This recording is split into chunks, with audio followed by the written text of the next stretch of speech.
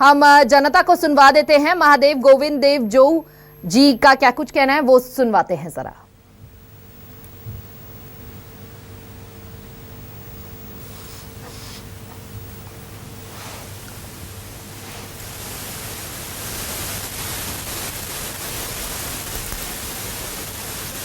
क्योंकि इस विधानसभा चुनाव के परिणाम से जुड़ा हुआ है और हमारे साथ महाराजा गोविंद देव जी मौजूद हैं।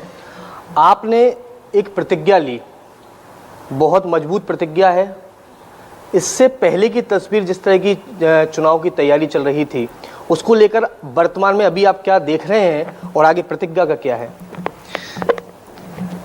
प्रतिज्ञा तो ये था, जैसे आप जैसे मित्र थे उन्होंने कहा और मैंने कहा कि मैं धर्मपरायण व्यक्ति हूँ और माला वाला व्यक्ति हूँ, और आज पहली बार भाला हाथ में लिया है।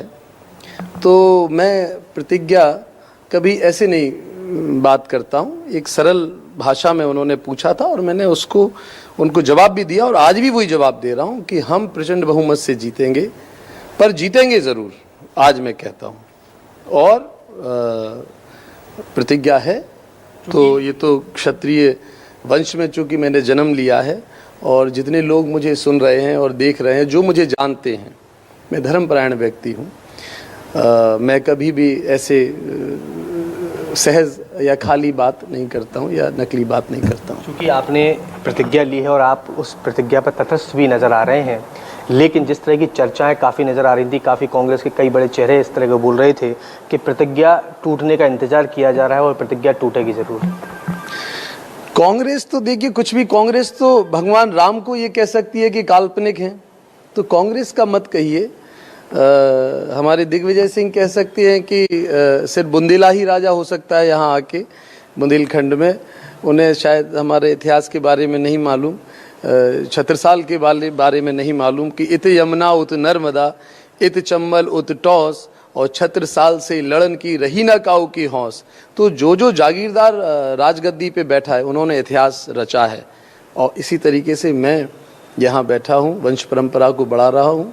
मैं वचन देता हूँ, फिर कहता हूँ आपसे कि हम लोग जीत कर आ रहे हैं, दतिया जीतेंगे।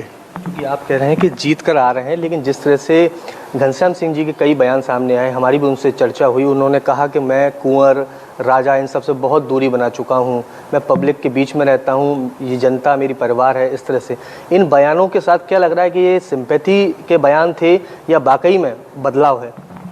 देखिए, उनकी कथनी और करनी में बहुत अंतर है। वो जो कहते हैं, अगर वो करते तो आज उनका पूरा परिवार उनके साथ होता, परंतु उन्होंने कभी भी जो कहा है वो किया नहीं है।